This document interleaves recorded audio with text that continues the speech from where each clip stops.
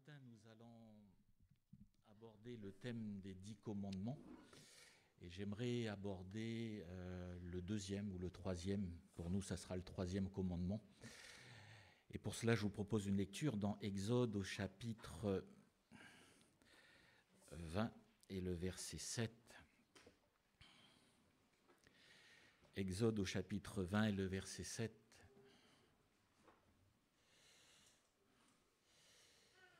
Il est écrit « Tu ne prendras point le nom de l'Éternel ton Dieu en vain, car l'Éternel ne laissera point impuni celui qui prendra son nom en vain. » Amen. Vous pourrez le relire « Tu ne prendras point le nom de l'Éternel ton Dieu en vain, car l'Éternel ne laissera point impuni celui qui prendra son nom en vain. » Une chose est certaine, c'est que l'Église s'adapte. Elle s'adapte à son contexte, elle s'adapte à son temps. Mais une chose est certaine, c'est que Dieu, lui, ne change pas. Même si l'Église évolue dans un contexte, notre Dieu reste le même. Et il est dit concernant Jésus, il est le même hier, aujourd'hui et éternellement. Si l'Église évolue dans son contexte, la parole de Dieu reste la même. Son message ne change pas. Elle restera toujours d'actualité. Concernant les aliments, il y a une date de péremption. Concernant la parole de Dieu, elle est éternelle. Et l'Écriture nous dit ceci, au verset 7, « Tu ne prendras point le nom de l'Éternel ton Dieu en vain. » C'est sur ce point que nous allons développer ce matin. Notez qu'ici, concernant les 10 commandements, il y a ici une interdiction. Tu ne prendras point le nom de l'Éternel en vain. Il y a ici une injonction, il y a ici une interdiction, et cela souligne premièrement le caractère solennel. Lorsqu'on parle du nom de l'Éternel, lorsqu'on parle du nom de Dieu, on parle aussi de Dieu. Et j'aimerais ce matin souligner 3 points, c'est-à-dire le respect que nous devons à Dieu, la sainteté qui est attachée à son nom, et ne pas prendre le nom de l'Éternel en vain. Alors ici, il est dit, tu ne prendras point le nom de l'Éternel. Et dans le texte original, dans l'hébreu, ici, le nom de l'Éternel, c'est le tétragramme. Le tétragramme. Et le tétragramme, c'est le nom de Dieu qui est imprononçable. Il y a ces 4 lettres, le Yud, le Hey, le Vav et le Hey. Et si on devait le traduire dans notre alphabet français, ce sont 4 consonnes. C'est-à-dire qu'on ne peut pas prononcer le nom de l'Éternel. C'est pour ça qu'il est dit « Tu ne prononceras point le nom de l'Éternel » au travers du tétragramme. Ici, il y a ce caractère solennel. Nous nous adressons à ce Dieu dont le nom est imprononçable. Et la position qui est exprimée ici à l'égard de ce Dieu, c'est la position la plus élevée. Que ce soit dans le monde invisible ou que ce soit dans le monde visible. Et c'est là où on voit qu'il y a ce caractère solennel. Il y a un moment donné, l'Écriture nous dit que Moïse était en train de paître les troupeaux de son beau-père Jéthro, qui était, l'Écriture nous dit, qui était sacrificateur à Madian. Et à un moment donné, il voit ce buisson ardent qui ne se consume pas, étant dans un contexte spirituel, parce que son beau-père est sacrificateur. Quand il voit cela, il est assez surpris de voir ce buisson qui ne se consume pas, mais quand il vient aussi avec cet aspect de spiritualité, parce qu'il se dit, et quand vous lisez l'Écriture, il dit, mais qu'est-ce que c'est cette vision? Qu'est-ce qui se passe? Et notez que lorsqu'il arrive, il vient, le Seigneur l'appelle. Et quand le Seigneur l'appelle, vous allez voir qu'il y a tout un processus. Mais Dieu ne révèle pas son nom. Tu es sur un lieu saint. Mais qui es-tu? Et le Seigneur ne répond pas, mais qui es-tu? Je suis le Dieu de tes pères, d'Abraham, d'Isaac et de Jacob. Et tu vas aller annoncer au peuple d'Israël leur libération. Et ça ne lui convient pas. Et de nouveau, il dit, mais si je dois aller, et effectivement, je dois aller au nom du Dieu de leur père, qu'est-ce que je vais dire? Et le Seigneur ne dit pas son nom. Il dit de nouveau, je serai avec toi. Et là, Moïse dit, ok, je vais aller au nom de... Et là, il dit, mais je suis l'Éternel. Et là, le mot, le tétragramme est donné. Je suis l'Éternel. Littéralement, je suis celui qui suis, ou je serai celui qui serait. La traduction grecque Septante dit Seigneur, parce qu'on ne peut pas définir. Alors, bien sûr, ce ne sera pas notre propos ce matin. Certains ont dit, mais peut-être il faut le dire de cette manière, c'est Yahweh ou Yahvé. Alors vous savez que ça suscitait, quand vous regardez les pères de l'Église, ça suscitait énormément de réflexions sur ce sujet. Et même encore aujourd'hui, il y a des conférences avec plusieurs conférences sur comment, j'allais pas dire comment prononcer, mais presque. Alors certains, il y a beaucoup de choses qui ont été évoquées. Certains ont dit, mais au début c'était Yehou, et avec la réforme de Josias, c'est passé à Yahvé. D'autres ont dit que effectivement le tétragramme, on le trouve déjà dans les origines païennes, etc. Alors il y a eu toute une histoire là-dessus. Mais ce que Dieu souligne en disant, tu ne prendras point le nom de l'Éternel ton Dieu, s'il fallait prendre une forme positive, c'est tu prendras le nom de l'Éternel avec respect. Lorsqu'on donne le nom est, bien sûr, reflète notre identité. Mais au sens biblique, le nom exprime aussi le caractère, la personnalité. Quand il est question de Jacob, Jacob signifie usurpateur, trompeur. Et c'est un trait de son caractère. Parce que Jacob a usurpé le droit d'aînesse de son frère. Il a trompé son père. Et quand il est même chez son beau-père, et que son beau-père lui dit à un moment donné, tu ne vas pas travailler pour rien, je vais te donner un salaire. Très intelligent, hein ? Très intelligent. Et là, il va dire, mais je ne veux pas de salaire. Je veux juste les brebis et les chèvres, tachetés ou noires. Mais quand il dit ça, il sait où il va, parce qu'il a une méthode pour amener à cela. Et à un moment donné, la Bible nous dit qu'il rencontre le Seigneur. Il combat l'Éternel pour sa bénédiction. Et de Jacob, il devient Israël. Mais souvent, dans les Écritures, dans le sens biblique, c'est aussi le reflet du caractère. Quand on pense à Barnabas, Barnabas, c'est le fils d'exhortation.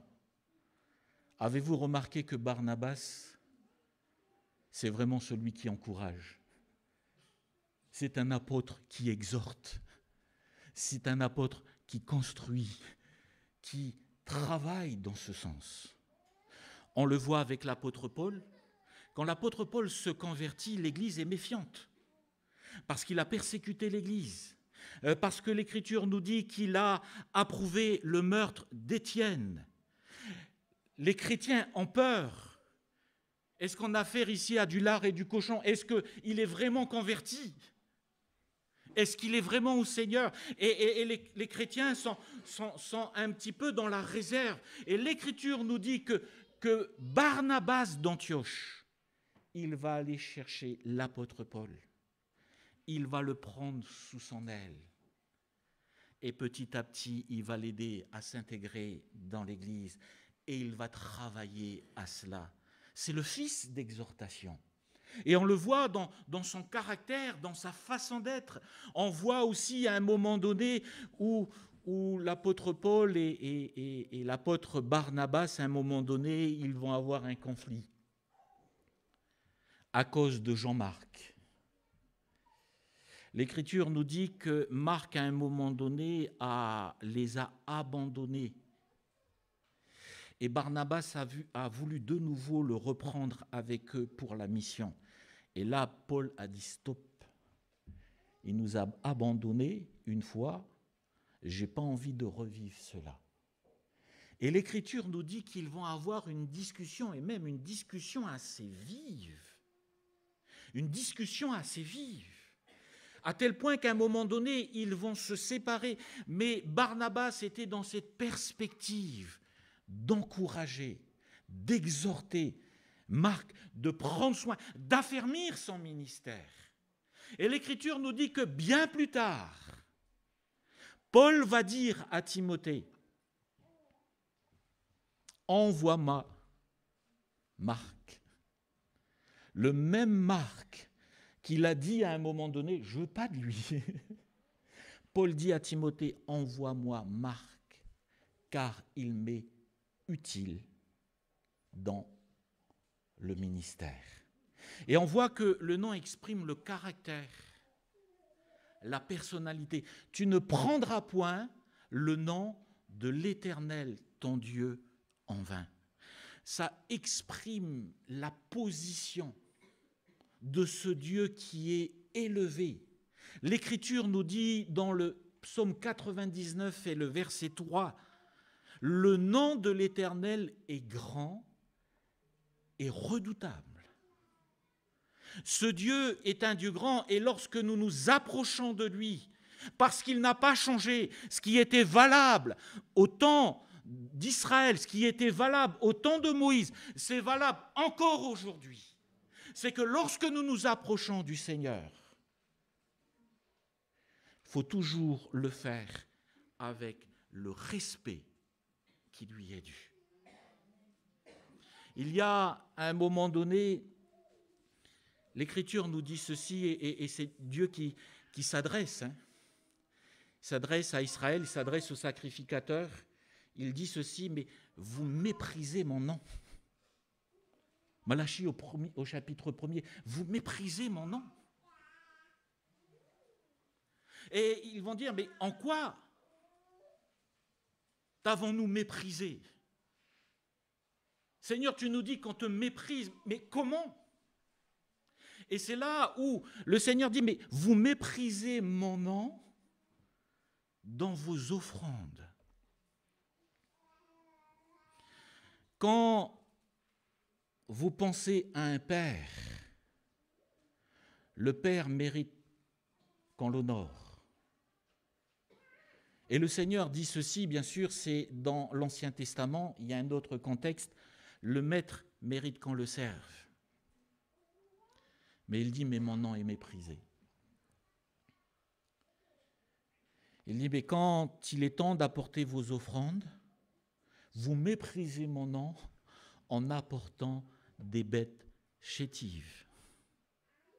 Vous méprisez mon nom quand vous apportez un agneau qui boite ou un agneau qui est aveugle. Vous méprisez mon nom. Parce que l'Écriture nous dit qu'il fallait que le sacrifice soit apporté sans tache, sans défaut. Mais ils étaient dans cette perspective de dire, mais de toute manière, l'agneau part au sacrifice, il sera consumé par le feu. Tant qu'à faire, c'est perdu, on fait d'une pierre deux coups. Et Dieu dit, mais vous méprisez mon nom. Et je crois que dans tout ce que nous pouvons faire, tout ce que nous pouvons entreprendre, tout ce que nous pouvons agir, il faut toujours, dans la maison de Dieu, comme dans nos vies personnelles, là où nous sommes vus de tous, mais comme nous sommes loin de l'Église, il faut toujours que le nom de l'Éternel soit respecté. Parce que le nom de l'Éternel est grand. Et il y a un moment donné, le Seigneur, toujours dans Malachie, il dit au peuple d'Israël qui connaît la vérité, il dit à Israël qui est son peuple, le peuple qu'il a choisi, il dit, mais vous êtes conscient que mon nom est grand parmi les nations ? Quand ils viennent à ma rencontre, ils apportent de l'encens. Quand ils viennent et qu'ils apportent des sacrifices, le sacrifice est pur. Et il y a cette notion où Dieu n'a pas changé. Même si l'Église évolue, Dieu mérite toujours le respect qui lui est dû. Parce qu'il est au-dessus de tout. Et lorsque nous nous approchons de lui, il faut toujours le faire avec le respect qui lui est dû. La deuxième chose concernant le nom de l'Éternel, dans le psaume 99 et le verset 3 où il est dit « Ton nom est grand et redoutable », l'Écriture nous dit ceci concernant son nom, il est saint. Ce qui marque Dieu, c'est sa sainteté. Quand Moïse arrive et voit ce buisson ardent, quand il s'approche, notez une chose, quand il s'approche, Dieu crie sainteté. Dieu crie sainteté. Il vient et il veut rentrer dans la présence de Dieu. Et Dieu lui dit, mais ôte tes souliers, car ce lieu est saint. Non pas qu'il y a des lieux spéciaux saints, c'est pas ça. Il entre dans la présence de Dieu. Il entre dans la sainteté de Dieu. Et quand on est au contact de Dieu, la première des choses, qui est accompagnée avec l'amour de Dieu, c'est ce qui caractérise Dieu, c'est sa sainteté. Quand le prophète Ésaïe est transporté dans Ésaïe au chapitre 6 et il entre dans la présence de Dieu, il est merveillé, il voit les séraphins, il voit les anges qui louent l'Éternel et qui crient « Saint, Saint, Saint est l'Éternel des armées ». Il arrive, il est émerveillé. C'est de nouveau la sainteté qui est mise en avant. Et lui prend conscience de cela. Malheur à moi, je suis dans la présence de Dieu et mes lèvres sont impures. Mes lèvres sont impures. Et l'Écriture nous dit que face à cela, Séraphin vient, prend une pierre ardente et pose sur ses lèvres. Et lui dit, mais tu es libéré de ton iniquité. Ton péché est expié. Mais à chaque fois qu'il y a la présence de Dieu, on est confronté à la sainteté de Dieu. Et ce que Dieu nous demande, mes frères et sœurs, c'est de marcher dans la sanctification, de tirer nos cœurs et nos âmes vers ce qui est saint, parce que notre Dieu et saint.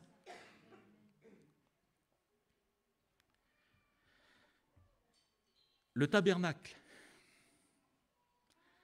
Dieu est précis dans le tabernacle. Vous allez construire le tabernacle de telle et de telle manière. Vous utiliserez tel et tel ustensile. Et notez, concernant le tabernacle, même les petits ustensiles étaient consacrés à l'Éternel. Le sang était apposé. Quand il est question des sacrificateurs qui vont officier dans le temple, quand c'est le moment de la consécration où l'huile était versée, l'Écriture nous dit que également, concernant les sacrificateurs, le sang était apposé sur l'aube droite, sur le pouce droit, sur l'orteil droit, rappelant encore là qu'ils ont affaire à ce Dieu saint. Et avoir affaire à ce Dieu saint, il faut s'approcher de lui, purifié et sanctifié. Le sang sur l'aube représente ce que nous pouvons entendre, qui nous amène au raisonnement, à notre compréhension. Et l'Écriture nous dit, mais cela doit être sanctifié, nos pensées doivent être sanctifiées. L'Écriture nous parle du pouce qui exprime nos œuvres, nos actions, notre service. Cela doit être sanctifié. Quand l'Écriture nous parle de l'orteil qui est la marche, là encore, nous avons besoin d'avoir un chemin sanctifié. Et l'Écriture nous dit, mais comment le jeune homme rendra-t-il pur son sentier en se dirigeant d'après ta parole. Mais lorsque nous sommes amenés effectivement à la présence de Dieu, nous venons toujours avec le plus grand respect qui lui est dû. Lorsque nous venons dans la présence de Dieu, nous voulons le faire au travers du sacrifice de Jésus. Parce que Dieu est saint. Et il y a cette notion dans Isaïe au chapitre 6, quand il exprime cela, en disant « mais mes lèvres sont impures ». Là où il se trouve dans l'incapacité, ce n'est pas lui qui se purifie. Il y a l'action de Dieu au travers de l'ange, du séraphin qui vient pour purifier cela. Et cela nous amène toujours et toujours et toujours que lorsqu'on parle de la sainteté de Dieu, on ne peut pas faire autrement que de parler du sacrifice de Jésus. On ne peut pas faire autrement que de parler de Jésus, notre avocat, parce que c'est lui et lui seul qui nous purifie de tout péché et de toute iniquité. C'est lui qui nous permet d'entrer dans la présence de Dieu. Et c'est ça qui est formidable. Parce que si nous étions encore sur la dispensation de la loi, on ne peut même pas entrer dans la présence de Dieu. Aujourd'hui, on rentre tous dans la présence de Dieu et on peut élever nos mains. Parce que Jésus nous a ouvert la porte. Parce que Jésus nous donne cet accès auprès du Père. Parce que c'est lui qui nous permet d'entrer dans la sainte présence de Dieu. Qui de nous peut dire « je suis saint » ? Qui de nous peut dire « je peux entrer par moi-même, dans la présence de Dieu » ? Personne. Et c'est là où on bénit le Seigneur pour le ministère de Jésus-Christ, qui est notre avocat auprès du Père. Oui, effectivement, Jean-Christophe, il est coupable. Oui, Jean-Christophe, c'est un pécheur.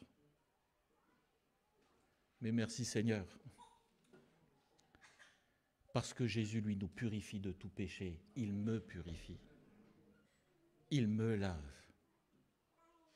Est-ce que c'est à prix d'argent que nous sommes sauvés? Non. Est-ce que c'est par nos œuvres? Nos bonnes œuvres n'effacent pas nos mauvaises œuvres. Il ne faut pas se tromper. Hein. Ah, mais le Seigneur fera grâce, j'ai quand même fait ceci, cela. Non. Le salaire du péché, comme on l'a entendu, c'est la mort. Mais le don gratuit de Dieu, c'est la vie éternelle en Jésus-Christ. Pourquoi nous proclamons le message de l'Évangile? Pourquoi nous ne voulons pas passer à côté de ce message? Pourquoi nous ne voulons pas enlever la croix du message de l'Évangile? Parce que c'est là où Dieu a tout accompli pour chacun d'entre nous. Et c'est au travers du sacrifice de Jésus que nous pouvons entrer dans la sainte présence du Seigneur. Et je termine par ce point en disant que le nom de l'Éternel, tu ne prendras point le nom de l'Éternel ton Dieu en vain. Nous devons veiller à ne pas prendre le nom de l'Éternel en vain. Nous avons souvent réduit cela au jurant. Mais Jean-Christophe, t'inquiète pas, je ne dis plus de jurant au nom de Dieu. Hein. On a réduit cela. Mais l'Écriture nous dit, tu ne prendras pas le nom de l'Éternel ton Dieu en vain. C'est lié à plusieurs choses. C'est déjà engager Dieu dans nos actions quand Dieu n'est pas dans nos actions. Mes frères et sœurs, nous sommes un mouvement de l'Esprit parce que nous reconnaissons la présence du Saint-Esprit, parce que nous croyons que le Saint-Esprit nous parle. Et à maintes et maintes reprises, nous pouvons le dire, Dieu m'a parlé, Dieu m'a montré, Dieu m'a dirigé. Et merci Seigneur, parce que Dieu est avec nous. Encore cette semaine, il y a une sœur qui me disait ceci, elle disait, mais pendant tout un temps, le Seigneur me demandait ça. Elle dit, mais je ne comprenais pas pourquoi le Seigneur me demandait ça, mais je l'ai fait. Et elle a fait ça pendant tout un temps, ce que le Seigneur lui demandait. Et elle disait, mais ce qui est extraordinaire, c'est qu'il n'y a pas longtemps, le Seigneur lui a dit, mais voilà pourquoi tu l'as fait. Et là, ça a pris sens. Mes frères et sœurs, quand l'Esprit de Dieu parle, il y a le fruit. Quand Dieu parle, ça s'accomplit. Quand Dieu dit, quand sa parole dit, sa main accomplit. Mais ce qui est étonnant aujourd'hui, c'est qu'on met le nom de Dieu à tous nos bouts de phrases. Le Saint-Esprit m'a dit de dire ceci, ou le Saint-Esprit m'a dit cela, le Saint-Esprit m'a dit ceci, et le Saint-Esprit... Et puis, au final, on s'aperçoit que le Saint-Esprit n'est pas dans l'affaire. Avez-vous remarqué que pendant la Covid, il y a eu des prophètes qui se sont levés avec une parole, et d'autres prophètes qui se sont levés avec d'autres paroles, et ils disaient tout leur contraire. Et l'un disait, mais c'est au nom de Dieu que je parle. Et l'autre au nom du Saint-Esprit. Et il disait le contraire. On nous a dit en l'an 2000, le Seigneur allait revenir. En l'an 2000, c'était bientôt, ça a été annoncé, prophétisé. Au nom de l'Éternel, au nom du Saint-Esprit. La Bible nous dit ceci, tu ne prendras point le nom de l'Éternel, ton Dieu, en vain. Et combien de fois on se permet de parler au nom de Dieu. Et Dieu n'est pas dans l'affaire. Et l'Esprit de Dieu n'est pas dans l'affaire. Et le nom de l'Éternel est proclamé en vain. Et Dieu ne prend pas plaisir à cela. Combien de fois on s'engage? Il y a un moment donné, j'ai banni ça de mon vocabulaire et je demandais pardon au Seigneur. Parce que parfois j'ai besoin de me justifier de ce que j'avais dit était vrai. J'ai dit, mais Dieu m'est témoin. J'ai engagé Dieu dans mon histoire. Seigneur, pardonne-moi, quoi. Dieu m'est témoin. On se permet d'engager Dieu dans notre conversation. Vous voyez, je prends Dieu à témoin. Que Dieu nous garde. Que Dieu nous garde. Son nom est grand. Son nom mérite tout le respect. Quand on s'approche de lui, on s'approche en réalisant qu'il est saint, et je veux m'approcher du Seigneur couvert du sang de l'agneau. Je veux m'approcher au travers de Jésus. Parce que Jésus a été ma victime expiatoire.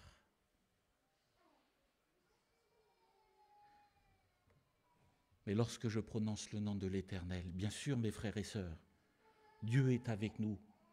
Bien sûr, nous pouvons le dire à des moments. Le Seigneur m'a dit, le Seigneur, bien sûr. Il n'est pas question pour nous de mettre cela de côté, mais que Dieu nous garde à utiliser le nom de l'Éternel en vain et de prendre nos pensées, nos voix pour les pensées de Dieu et pour les voix de Dieu. Et l'Écriture nous dit, autant l'Occident est éloigné de l'Orient, autant le ciel est au-dessus de la terre, autant ses pensées sont au-dessus de nos pensées et nos voix, ses voix sont au-dessus de nos voix. Et ça nous amène à une chose, et à toujours une chose. Ça nous amène à l'humilité.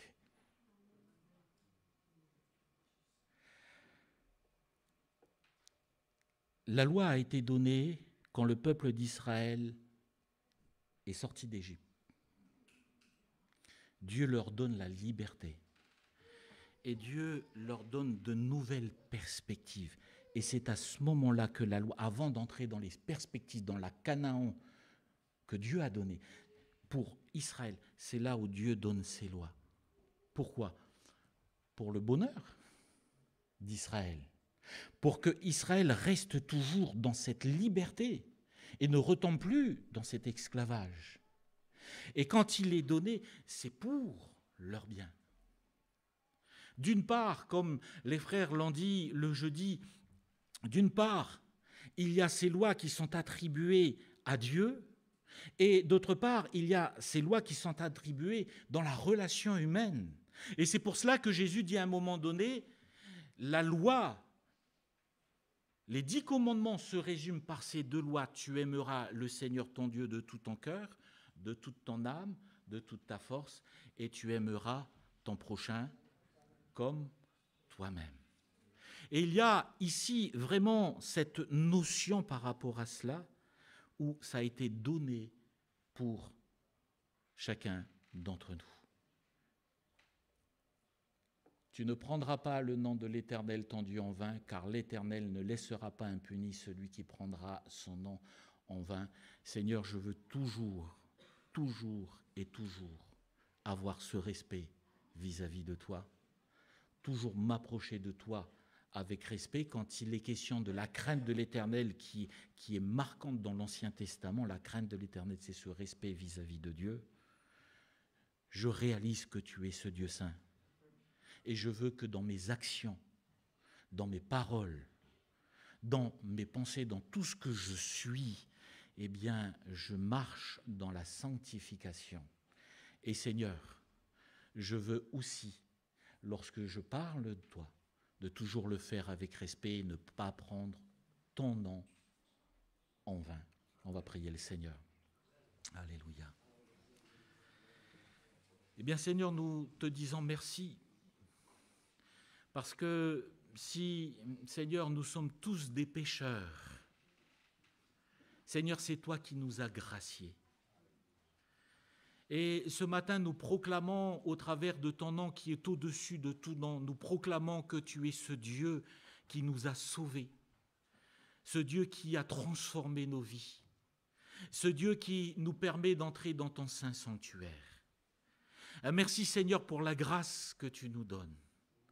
Et Seigneur, dans notre vie, même si notre monde change, nous voulons rester attachés à ta parole.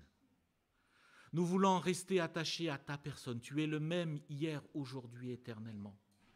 Et ta parole est la vérité. Merci Seigneur de nous permettre toujours d'aller plus loin avec toi. Tu bénis ton Église ce matin. Tu répands ta grâce sur chacun d'entre nous. Seigneur, à toi la louange et l'adoration de nos cœurs, au nom de Jésus. Amen. Amen. Notre frère nous conduit dans un chant et ensuite...